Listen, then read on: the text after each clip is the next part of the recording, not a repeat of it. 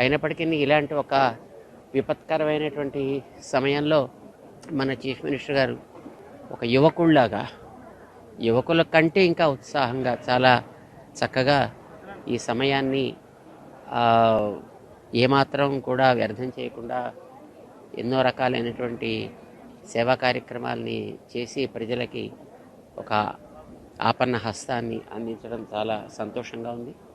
వారికి మేము ఆరోగ్యంగా ఉండాలని, ఇంకా ఎలాంటి కార్యక్రమాలు చేయగలిగే శక్తి భగవంతుడి ఇవ్వాలని మంగళాశాసనం చేస్తున్నాం.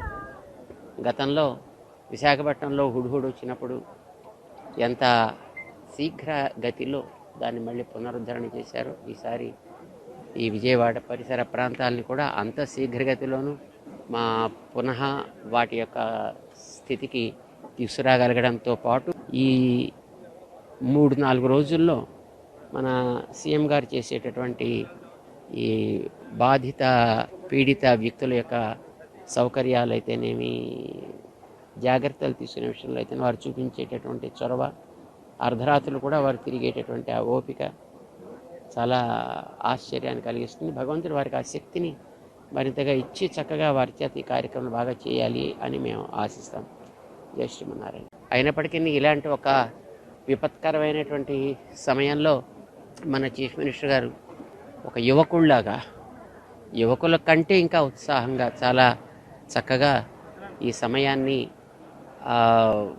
ఏమాత్రం కూడా వ్యర్థం చేయకుండా ఎన్నో రకాలైనటువంటి సేవా కార్యక్రమాలని చేసి ప్రజలకి ఒక ఆపన్న హస్తాన్ని అందించడం చాలా సంతోషంగా ఉంది.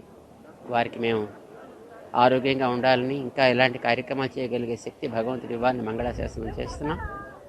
గతంలో విశాఖపట్నంలో హుడ్హుడ్ వచ్చినప్పుడు ఎంత శీఘ్ర గతిలో దాన్ని మళ్ళీ పునరుద్ధరణ చేశారు. ఈసారి ఈ విజయవాడ పరిసర ప్రాంతాలని కూడా అంత శీఘ్రగతిలోనూ మా పునః వాటి యొక్క స్థితికి తీసుకురాగలగడంతో పాటు ఈ 3-4 రోజుల్లో మన సీఎం గారు చేసేటటువంటి ఈ బాధిత పీడిత వ్యక్తుల యొక్క సౌకర్యాలు అయితేనేమి, జాగ్రత్తలు తీసుకునే విషయంలో అయితే వారు చూపించేటటువంటి చొరవ, అర్ధరాత్రులు కూడా వారు తిరిగేటటువంటి ఆ ఓపిక చాలా ఆశ్చర్యాన్ని కలిగిస్తుంది. భగవంతుడు వారికి ఆ శక్తిని మరింతగా ఇచ్చి చక్కగా వారి చేత ఈ కార్యక్రమం బాగా చేయాలి అని మేము ఆశిస్తాం.